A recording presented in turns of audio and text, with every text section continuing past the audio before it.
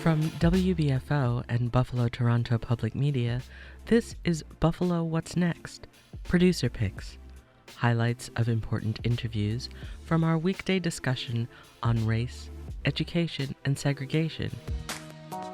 I'm host Brigid Jaipaul-Valenza. Today we're here with Duncan Kirkwood. He is a veteran, a father, author, and motivational speaker who empowers others to develop psychological resilience. Duncan, thank you for joining us today. One of the principles you teach, we're going to get right into it, right in. One of the principles you teach is resilience.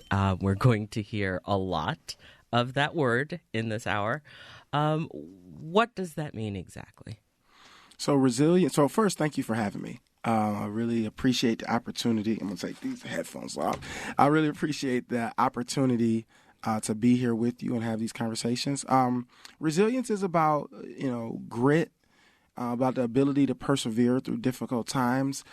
And that's what most people think of. They have this thought association with resilience means bounce back, right? Bounce back like a tennis ball will bounce back. That's how you should be with tough times. But what I train people on when I talk about resilience is that resilience really means understanding that failures and setbacks, challenges are actually a part of your journey.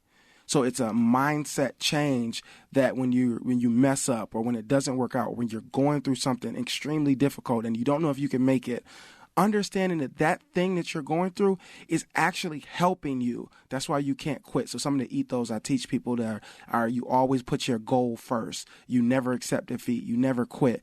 But that just means you know you're going to face challenges. You know you're going to face defeat, but you decide to keep going because you don't know how the story is going to end. So that's kind of how I think about resilience. Why is it important to teach kids resilience? So, it's funny you ask that because I think with kids, when I went into the work of teaching young people to build resilience so they can, persevere through school and difficult times, so they can go to college or career or job or military and have a better life, a more successful life. But as I'm dealing with more and more kids, I'm finding kids are already resilient. They just don't really know it. Right. And so they hide their setbacks. They view them as shame. Mm-hmm. They feel like things they go through make them less than other kids. They live a life of comparison. And that's how they build their self-esteem is through comparison. So anything that's bad, they try to hide or they push it away. And so what I've started to teach kids is, no, you're already resilient. You've already been through storms after storms. You've already dealt with this and that and this. So you just have to understand that because you went through that, you're stronger. And now we need to identify that so you own that power and redirect it in a way to create the life that you want. So with our young people, it's important because school is difficult, right? Especially if you're already 2 grades behind, if you already can't read on grade level. And as you move into different subjects, now you have to read at a higher level in order to learn, but you can't do that because you're having trouble reading or you're barely literate. So yes, resilience is important because it helps them matriculate through school. But we got to understand that school and being successful in the classroom isn't just about grades. It's also about growing in character, growing in your belief for yourself and the life that you want, creating a vision for what you want. So there are psychological impacts for and with resiliency in this method of self-help. Can you tell me about that? Yeah. So, when you believe, let me just say it like this. Once you look at your life, if we all did that, if anybody listening would just take a second, right, and you might be going through a hard time, or you might say, well, why don't I have the promotion? Why am I still here? Or why am I not married? Or I don't have a bigger house, or whatever it is for you. If you look back at your life, you take an honest moment and think, was there a time where you faced a really bad challenge, or you went through something really difficult, or it hurt in the moment, but then months later, you look back and say, I'm glad that happened because this, right? Like I was in an abusive relationship, and because I endured it and I got out of it, now I'm with somebody better.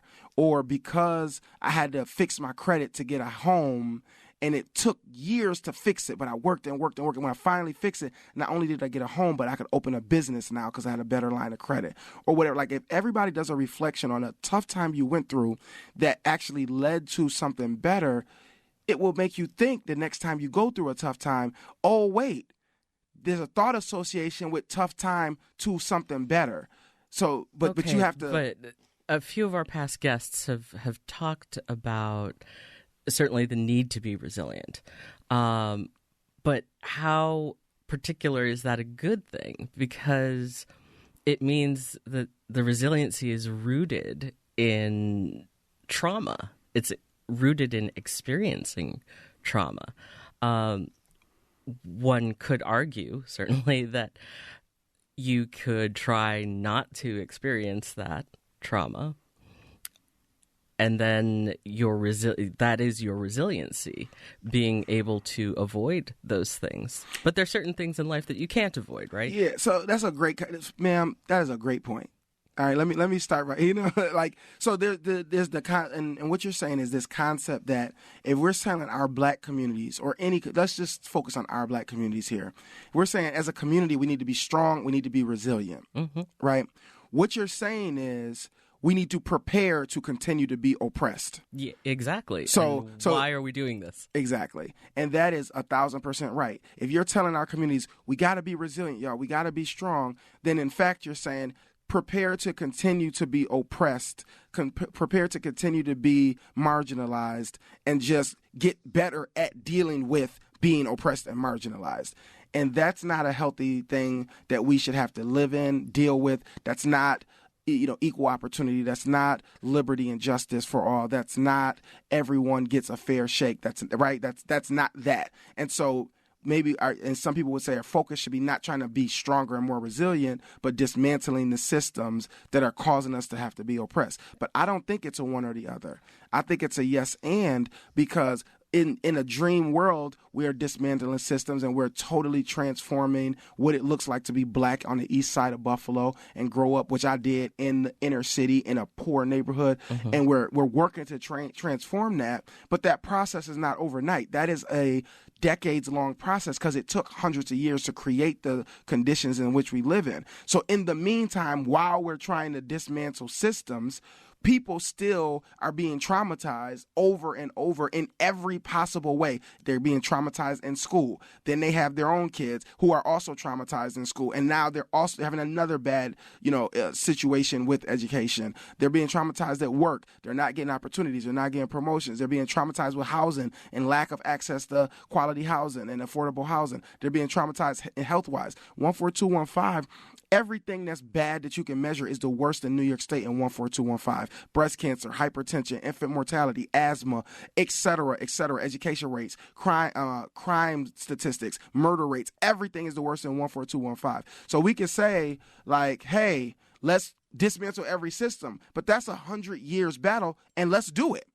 But in the meantime, 100 years of kids are going through systems and going through trauma, and they got to make it. We need to equip them with the tools and the mental toughness and mental agility in order to make it through these difficult times so that they can go get a job, go to college, go to the military, and then come back and help while we're trying to dismantle systems. They're building houses. They're hiring other black people. They're opening businesses. They're making our community safer, because what makes a safer community is more access to jobs and better education, not just more policing. Right. But what happens if a person doesn't exhibit the resiliency that you're calling for? I mean, not everyone is built that way.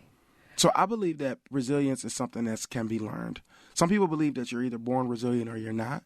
I believe that people can develop resilient skills. So like when I train soldiers in the military, we have a way that we train soldiers, and we start with the premise that everyone can learn to become more resilient.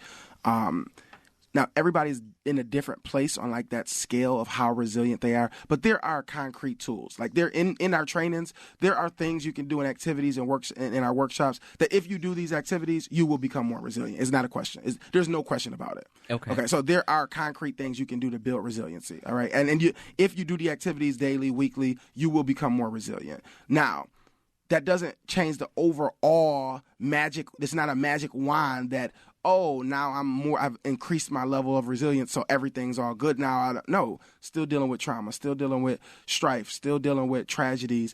I was with these kids this weekend. One kid said, I had 3 brothers. All 3 of them have been murdered. right? Wow. This is a 15-year-old kid. He said, all 3 of my brothers have been murdered and one was murdered in front of me. And so now I'm afraid to go out the house because every so often someone will send me a picture of one of my dead brothers right after that they were killed, right? And so this kid has to own that, wear that, and consistently deal with the reminders and go to school every day, right? So we can't just say to him, hey, we're trying to dismantle this system of oppression, so hang tight. Like, no, we need to arm this child with some type of support, get him with a therapist, help him build the thought processes to believe that he can be different, he can have more, and at the same time work on dismantling it. So I don't think it's a either or. Definitely not. You touched on the military and your training there and training other soldiers. What brought you to the military? So I used to, when I was in college, I was the elected student body president at my college, Alabama State University in Montgomery, Alabama. And so I was the student body president over 5,600 students. I was their leader. I fought for students. And somewhere along the line, I started transitioning into local politics in Montgomery because we had all these voters, all of these students. So issues that matter to us, we made it matter to the city. We ended up suing the city of Montgomery to protect voting rights because at that time, former Confederate states couldn't make election changes without pre-clearance from the Department of Justice because they wanted to the Supreme Court passed that decision because they didn't want Confederate states to, go back to poll taxes, literacy tax, stuff like that. And so our city changed the election date without pre-clearance from the Department of Justice. So we sued the city. I gathered with students and other community leaders to sue the city of Montgomery to protect them from voting rights. Now, they weren't trying to do anything nefarious. So ultimately, in the midst of our lawsuit, we're doing depositions. The Department of Justice just gave them pre-clearance. So it just kind of dismantled our whole, thing. But what it did was it took me from a student who's looking at campus issues like, hey, let's get better housing or lower tuition to community issues, to voter access issues. And so in that moment, I decided I'm going to be an elected official one day. So I made choices in my life to build towards becoming an elected official. So in my history, in my study of history, all great elected officials, presidents, congressmen, are largely either lawyers, former lawyers or attorneys, or veterans. And I didn't want to go to law school, so I decided to enlist and serve. And so in that service, what happened in 2012, we had more soldiers die from suicide than died in combat in Iraq and Afghanistan. And so the military really ramped up their suicide prevention and their resilience programs. So they trained junior officers like me to become master resilience trainers. And I would go to different units to help soldiers build their mental toughness and mental agility.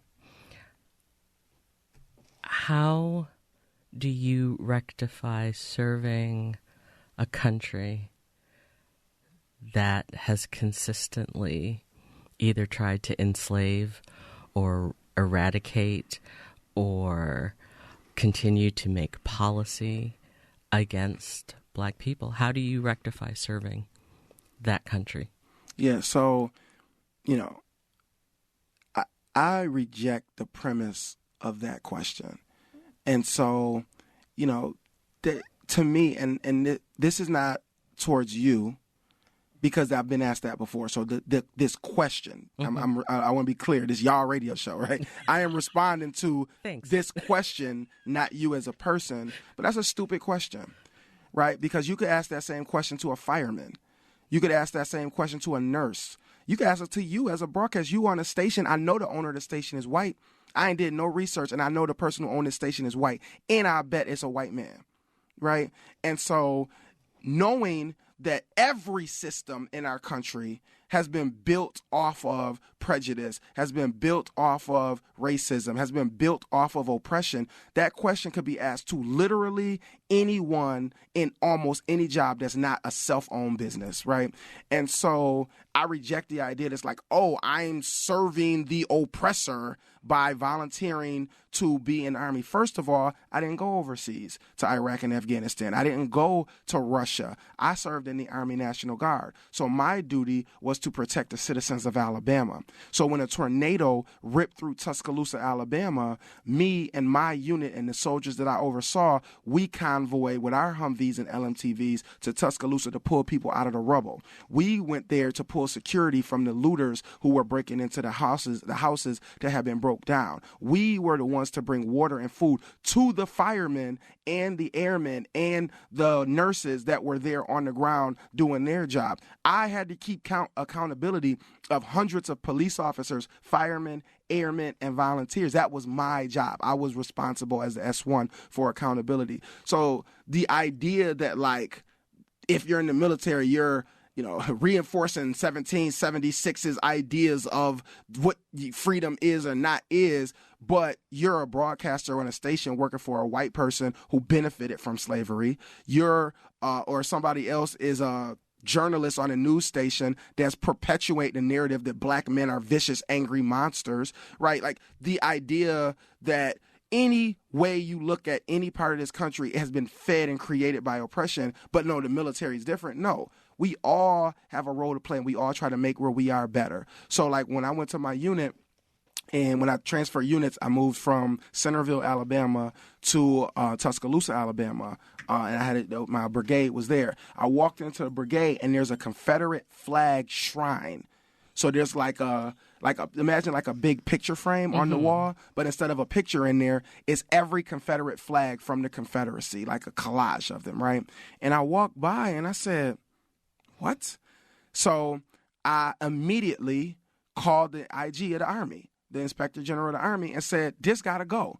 So I walked in at 6 a.m. By 3:45, that shrine was gone. And every Confederate flag in the building that, some people had on their hats or their book bags had been removed. So all we can do is do our best to serve other people and make every place we go a little bit better. The chairman of our board is a black man. Is it? Well, smack me in the face then. Not literally, obviously, but the point remains the same. You know what I mean? But okay, WBFO, Toronto. All right, then. Excuse me. But you get the point.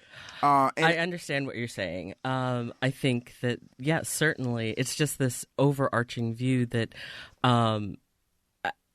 you are in a body of employment there that carries guns and will, on occasion, and has employed those guns against citizens of the United States. Not only citizens of the United States, but also maybe not your particular unit, but the military has gone abroad to go forth and tell people and enforce the freedoms that we have, but not all of us have those types of freedoms. Not all of the people who might have been looting were doing so for any sort of monetary gain. They might have been looting because their government has not provided what it is that they needed in that critical moment. So I'm not 100% sure that the apple-to-apple comparison that you're making... I mean, it's not an apples-to-apples comparison, and that's a fair point. You know what I mean? But let's pick a different job. Let's say you're a fireman, right? Who appoints the fire chief? Ours is Common Council, I believe. The Common Council, right? So the Common Council or the mayor, I'm not sure. I'm going to be honest with you. I'm not sure if it's the council or the mayor, but either one, they appoint the fire chief. That's all men. So with the same logic, because men typically over the years in this country have been oppressive to women, is that bad that you are now a fireman? And if you're a female firefighter, you're part of a machine that is created and ran by men that have been oppressive in history, right? It's like, yeah, we can go down this road, but I didn't go overseas to subjugate brown. Fire chief is a woman. I know that. No, I know that. I didn't go overseas to subjugate brown people across the world. In fact, I have fought in almost every battle for justice since I have known about oppression in a real way since the Jena 6 in Louisiana.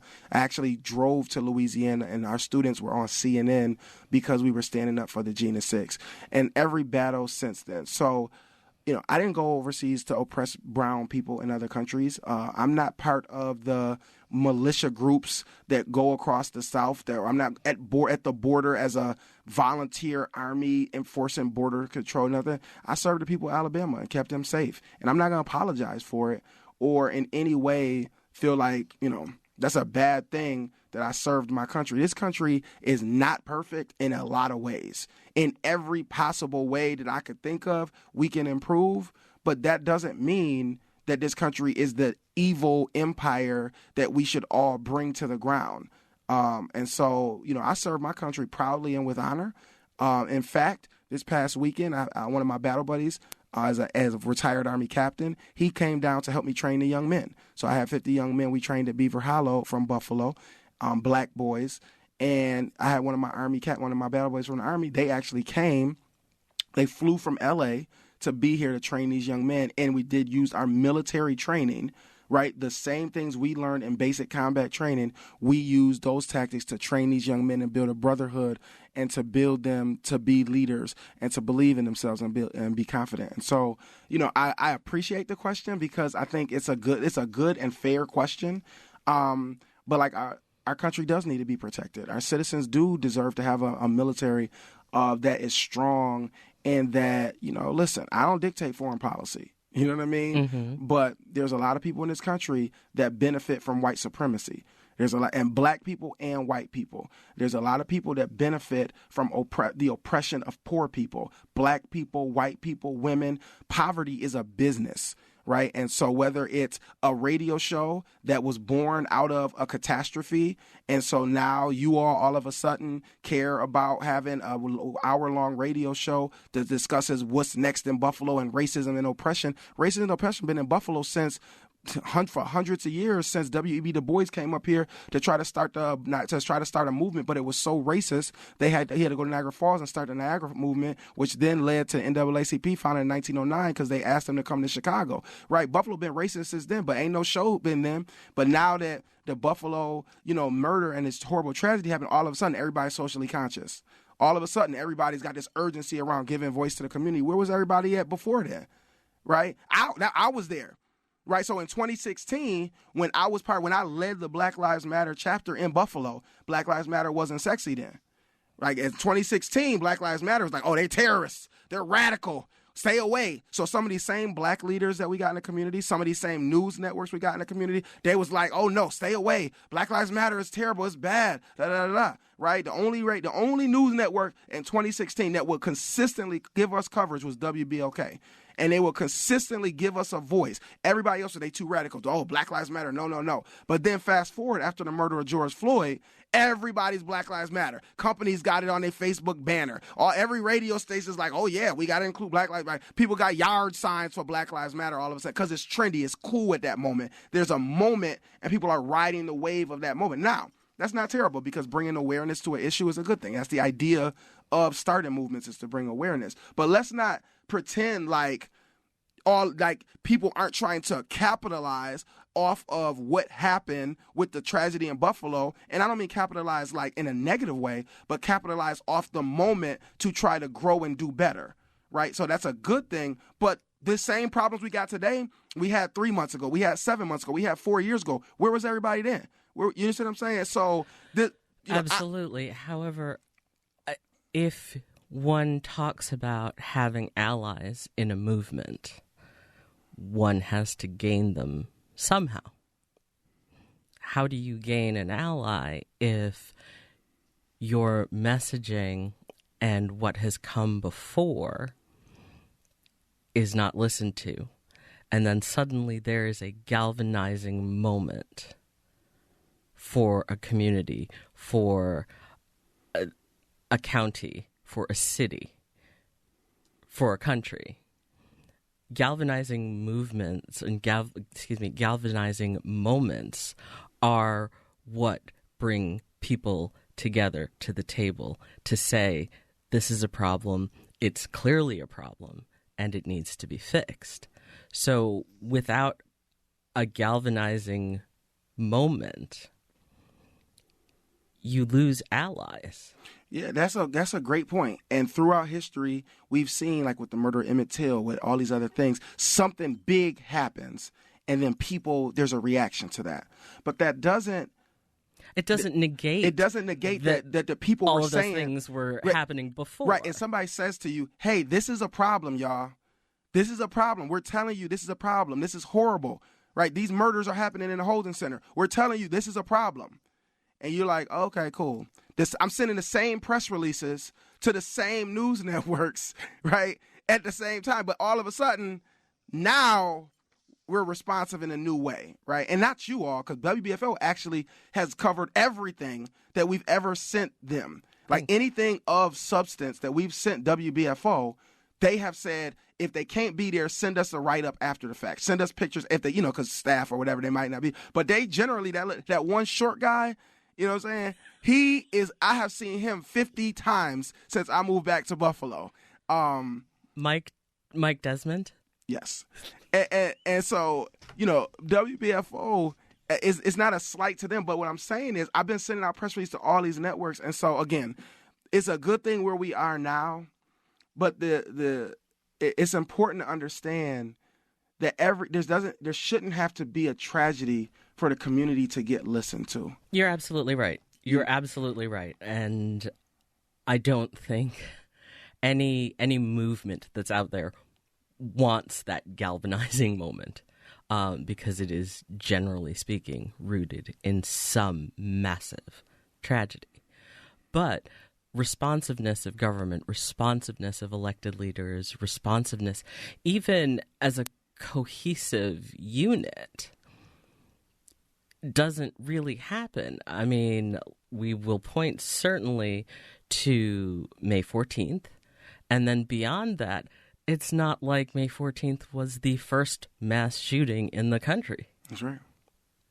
And yet still here we are. We're having conversations about guns and about weapons and about the ability for certain people to have weapons and certain people not to have weapons and so on and so forth.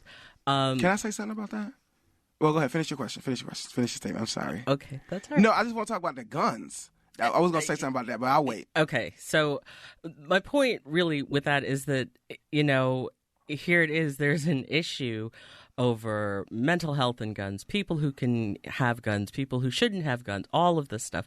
And we can barely come together as a country, as a community, as a nation to say, you know what, please stop shooting kids in school. I mean, certainly people were saying that since Columbine. Absolutely. And we're still having that conversation today, a week and a half after May 14th. People shooting in schools, killing students, killing children. People are out there killing children, and still we can't come together about that. So I appreciate certainly that, movements have been out there. Movements are out there. But how do you bring a community together without, I'm not entirely certain what all else other than shooting people in a grocery store and shooting elementary school kids one can do to galvanize people about guns. And speaking of guns, yes. So I want to say that, again, these moments are an opportunity to bring people together in the collective tragedy and the collective trauma that communities feel. But there's other ways to bring people together, too. So, like, when there's consistent work going on, right, because what happens with these moments is they happen in waves. So when May 14th, first happens, everybody's here. We got every national news network. We got Al Sharpton. We got this and that. We got all these companies giving money. The Bills players make their first trip to Jefferson, and all this stuff happens, and it's all nice and photo-opped, and everybody's talking about it on every news. But after 10 days, a couple news cycles, on to the next thing. And so the problem is when, yes, people react to something that happens, there's no long-lasting plan or response, what generally happens is we go back to normal. Eventually, that energy and fervor fades, and we go back to normal and go back to doing nothing and being apathetic until the next thing happens. And it just kind of, as somebody who is kind of a consistent thread through this, you kind of see these waves happening. You just see these waves, and it's frustrating because it's like you're trying to make a difference, and then something happens, and everybody all of a sudden cares, and all this money comes, and all of this attention to me comes, and then it fades. And then it comes and then it fades, And so because of that, it makes it feels like something's going to change. But if there's no policy change, there is no change. Like, unless there's real legislation, then it's just talk. It's just fugazi. It's like, everybody's all locked in. Everybody wants to, they're wearing the T-shirts and they're having prayer vigils and all of this stuff. And we're sending our thoughts and prayers from Canada and, all of this stuff. But now it's August 9th? How many people are still talking about it? How many people are still talking about mental health and guns locally? How many people are still, where's the legislation? Oh, of course, you guys, But, where's the legislation that's going to prevent this type of thing from happening again, right? And I know that New York State is trying to pass some new gun laws. I don't know if those actually would stop something like this. But that effort is good. But we need substantial changes, and everybody knows that, right? Like, the question is are gun rights a liberty that blah, blah, blah, blah, that's, Second Amendment. Right. Second Amendment doesn't mean you get to own rocket launchers, though, right? Also a good point. So, like, the right to bear arms has limits. I have used every weapon that this country makes. Every high-powered rifle that you can use, we were trained on, okay? And let me tell you something. There is no reason a civilian should have an M16, an M4, any type of AR. Assault rifle. There's just no reason. They are anti-squad, anti-vehicle weapons. They are not meant for us, because even if you're like, I got to protect my home, if you fire a round, 5.5 millimeter round for whatever from an M16, it's going to rip through the wall of your house into the next house. It's not the type of weapon that what you use to protect your home. It's not the type of weapon you use to hunt. It is a weapon that is designed to kill and destroy large numbers of people. There's not a reason that a civilian should have access. And when they wrote the Declaration of Independence, when they passed the Bill of Rights, they did not intend for civilians to have armored carrier helicopters, with 50 cals hanging off the side, right? Because that's arms, right? That is not the intention. It was the right for you to protect your home. That is what they meant, or to protect your neighborhood or your community from an oppressive government, but not to have the access to, at any time, mow down innocent people. That is not what that meant. So I'm not gonna get on that. That's not what we talk about today. But I feel like it's all of the energy around fighting oppression, fighting white supremacy is really positive. It's really good. We're seeing it from your station, being leaders in this, giving a voice to community, and that is really, really good.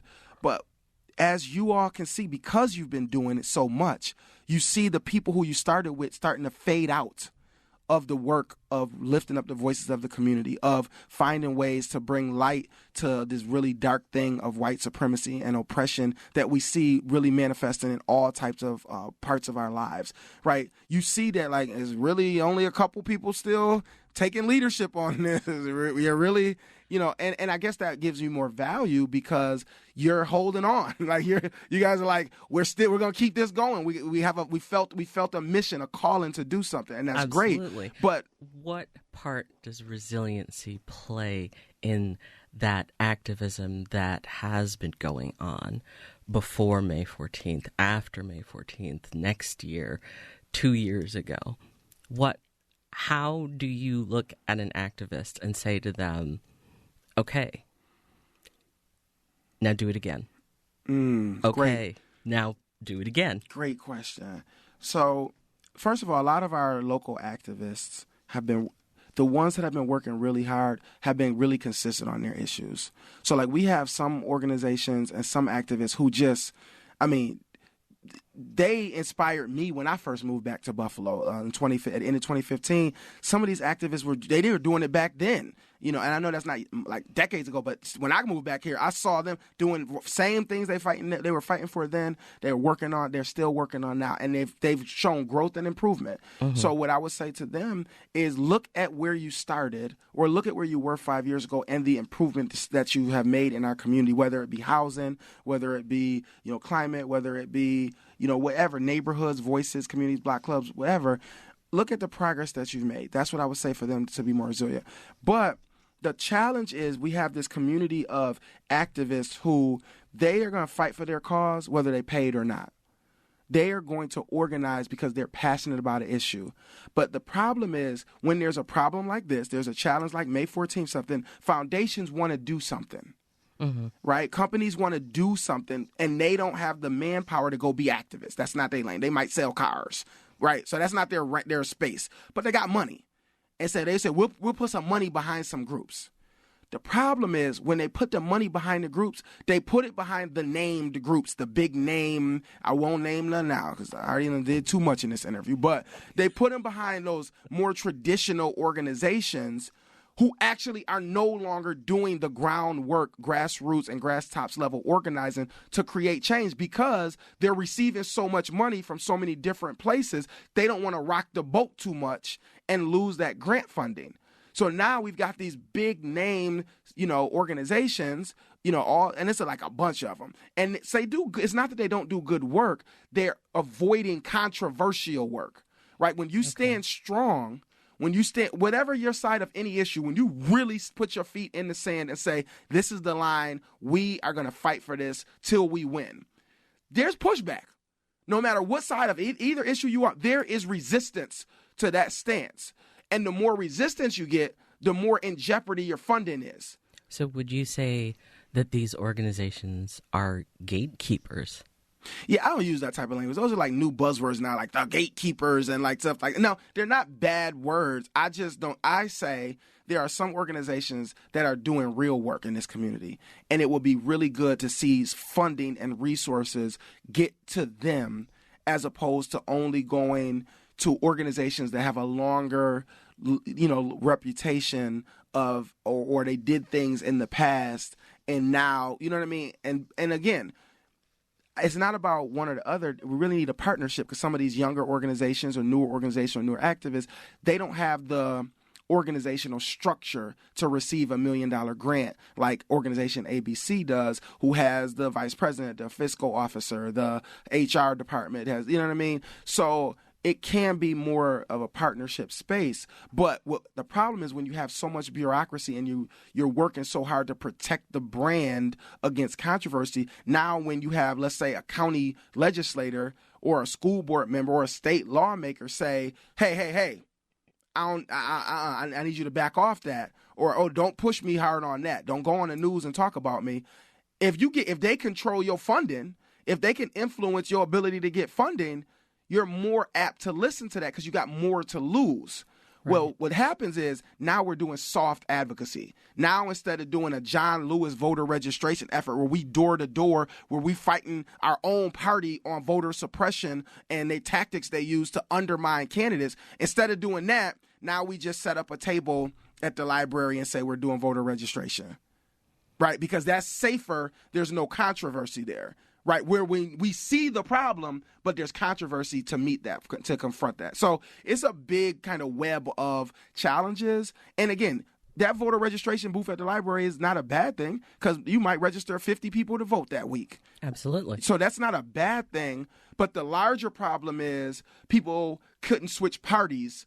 Prior to a few years ago, they couldn't switch their party. It would take you had to wait a full election cycle because when people would register to vote at 16, 17, whenever they got their license, they didn't pick a party, so they left it blank. So we got thousands of people in Buffalo who registered are blank, so they can't vote in the Democratic primary, right? And the Democratic primary in the city is really the election in 99% of the time. So if you can't vote in the primary, you're like, I'm going to vote in November. I vote. You think you voting, but you're not actually voting. You're voting one versus nobody, judge versus nobody. Candidate versus nobody. That's not a real voice. Your voice was the primary, but you can't vote because you registered blank and you can't switch your party until the next year. So it's a convoluted system, but taking that on means taking on heavy hitters.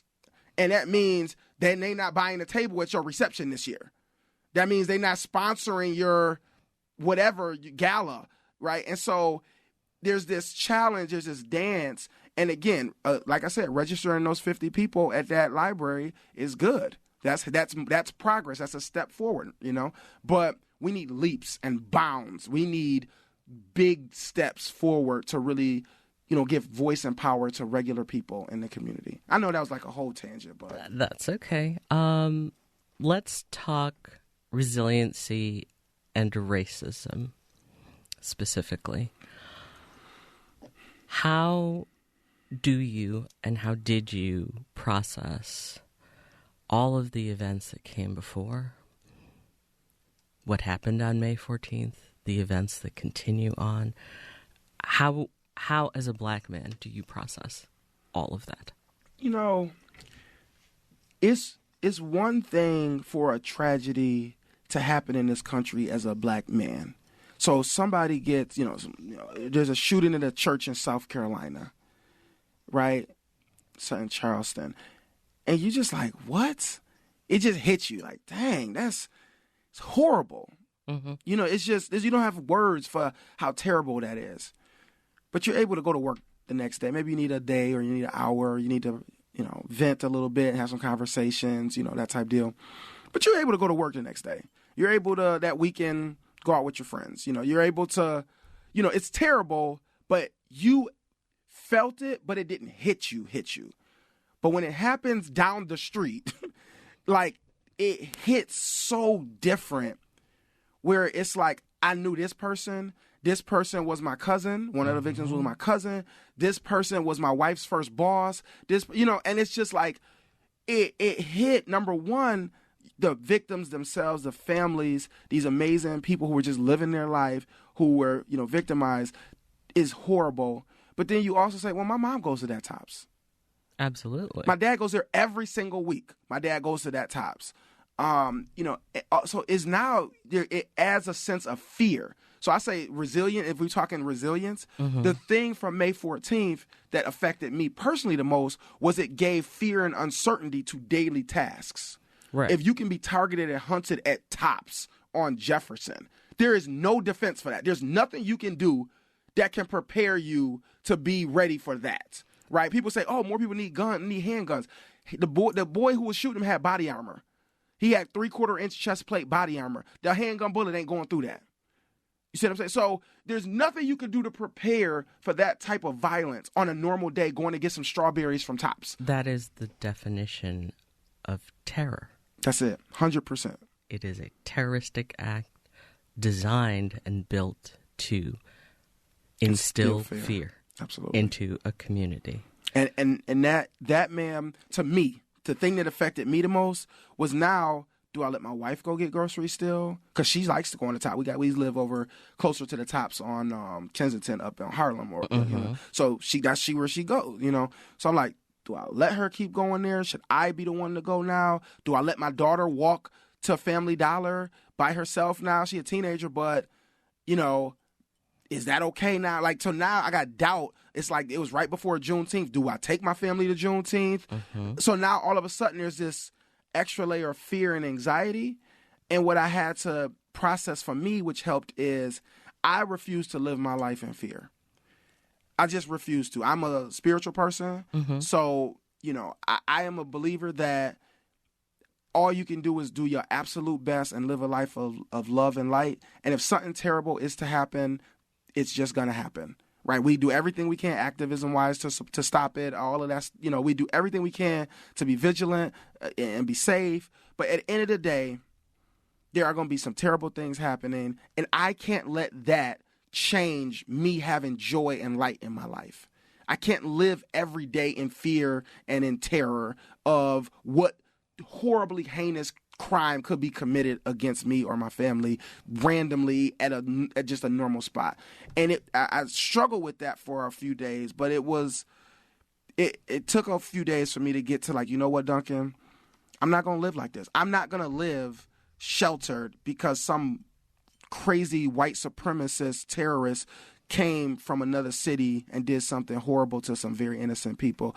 I'm not going to live. He don't get to win over my life for the next 5 years and next whatever. You know what I mean? And so, okay, but what are you going to tell Granny who refuses to leave their house, who won't go even past the tops on Jefferson? Mm-hmm. What are you telling them? What are you telling the elderly? What are you telling any of these people who are still hurting, who are still terrorized?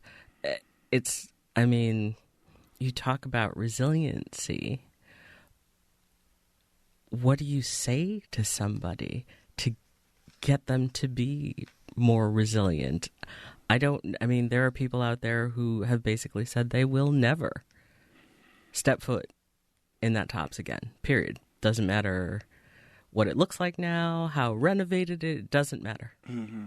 They will never go in there again. And there are people who won't go grocery shopping. So, that's real.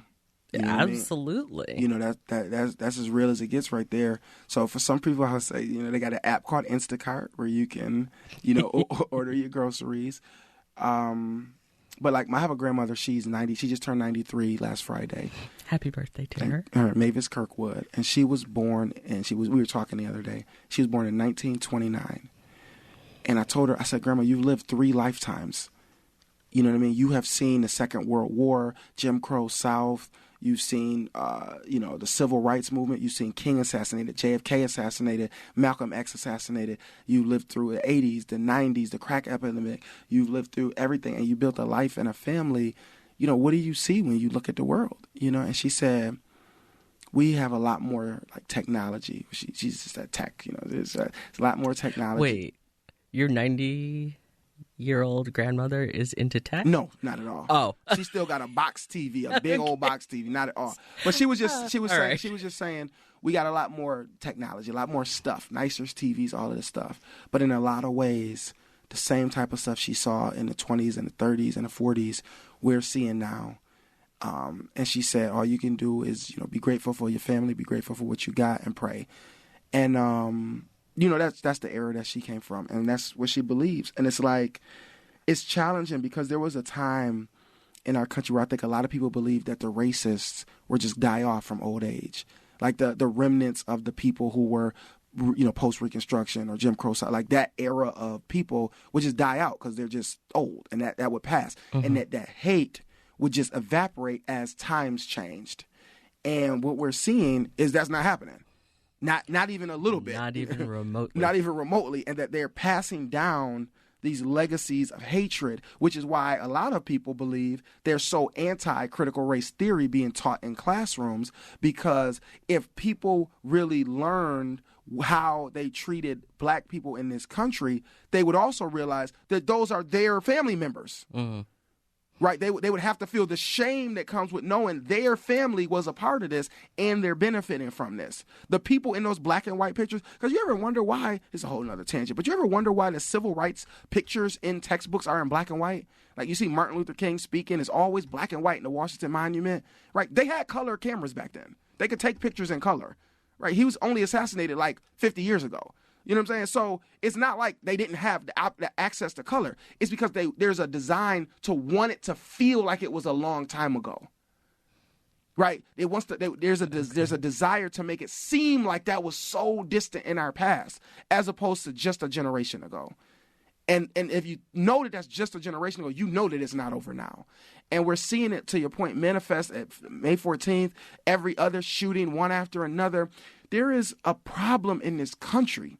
There is a vile hatred that pervades this country in everything we see, every industry. We can see it. We can feel it. You as a person of color, I know you have felt it in your career to get to this high level. You've had to deal with some stuff. It is real, okay?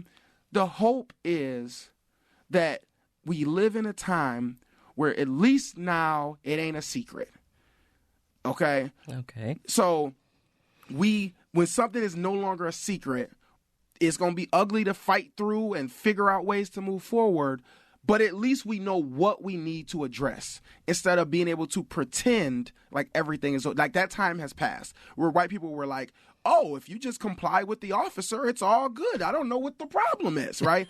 That time is over because we have video evidence time after time of seeing what's going on, right? And so as people are more exposed to things, they can make different choices. You can say, oh, I didn't know that. I didn't know you experienced that. I didn't know that was real. I never knew that. Like, I have to believe that as we as Black people continue to grow our communities, try to band together, try to work together, as we get allies, I hate the term allies so much, but as we get people who want to stand with us and people who finally have seen the light of what's wrong and want to stand with us, that we can at least create a society. Like Martin Luther King says, you can't legislate people's hearts. But you can pass laws and policies that make it where people can't openly discriminate against other people and openly harm or go out and kill or whatever with no repercussions. And so I can only hope that we're moving in that direction. And I do see that with a lot of, non-Black people and the energy they have of wanting to do better and wanting to be together and have tough conversations from a place of love. But it's hard. You know what I mean? Like all of this stuff we deal with is heavy. You know what I mean? Like sometimes you don't even want to turn the news on because it's just like, it's another, you're a journalist, okay. But, it's to the point where sometimes you just want to check out because it's like tragedy, crime in your community, crime, tragedy. And it's just like never ending. And it's at a certain point you just need a mental break. It can be exhausting. That's part of resiliency, certainly. 100%. And my thing to people on, like, if you ask me, Duncan, what's a resilience tip?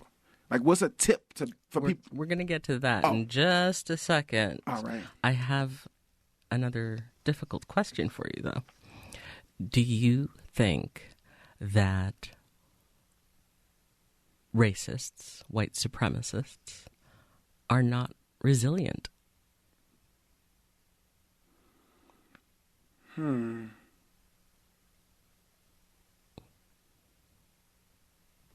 Great question.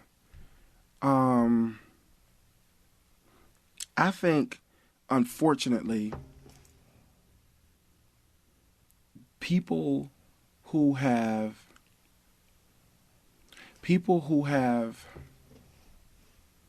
decided to embrace hatred, in a lot of ways, are resilient in holding on to that hatred and their worldview.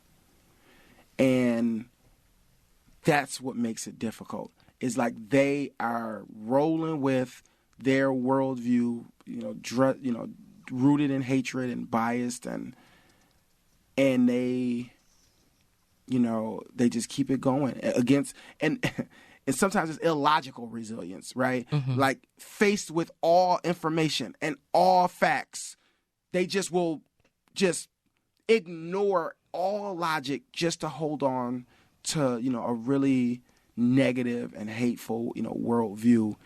And one could say that means that they aren't resilient, right?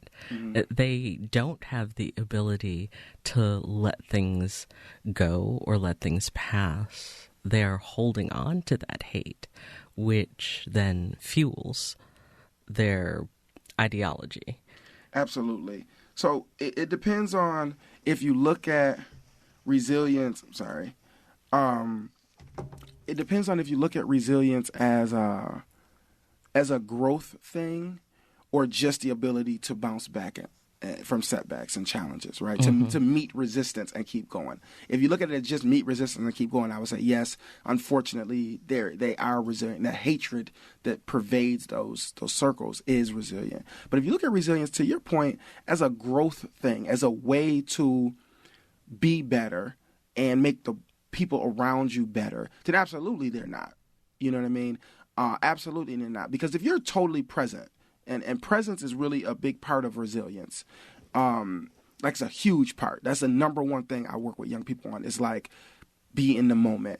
If you're in the moment with another person, there is no way you are somehow thinking that you hate this person because of what happened 50 years ago or between your family and their, or blah, blah, blah, or 200 years ago they said these people were less than, so you just believe that, or you saw something on the news and you didn't like that they said this in their rap song or what. Like, if you're holding on to that, you're not being present. But if you are in the space with a person and you're totally present with another person, black, white, Asian, Hispanic, anything, you will connect with another person, right? Even if you don't, even if you don't like them or know their history, whatever. Like, so when I was in basic training, I had you get a battle buddy. As soon as you go to basic training, everybody gets paired with somebody else. So the whole time, you and this other person are like connected at the hip. Mine was this white guy from Kansas. He was as redneck as you can get. His name was Pullman, all right?